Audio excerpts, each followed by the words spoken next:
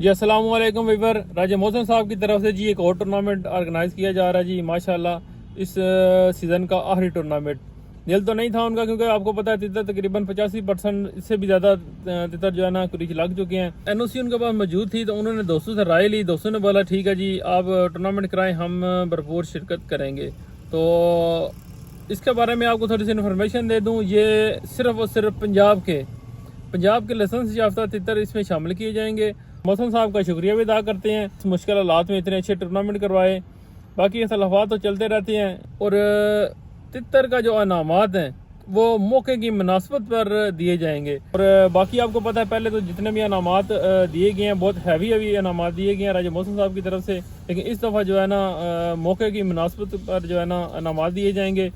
Token book कराने के लिए आपको नंबर मैं बता देता हूँ, आपने उस नंबर पर रब्ता कर लें जी। वैसे तो भाइयों के पास राजा मोहसिन साहब को कौन नहीं जानता, और उनका नंबर तो हर बंदे के पास मौजूद होगा। फिर भी मैं आपको बता देता हूँ 033181457110 033181455710। और ये टूर्नामेंट होगा जी 22 सितंबर बरोज इतवार। आप सब भाइयों से रिक्वेस्ट अभी ये है जी, इस टूर्नामेंट में आके शिरकत करें, इसको कामयाब बनाएं और अख्तलाफात को बुलाकर शो को प्रमोट करें, ना कि एक दूसरे की टांगे खींचें।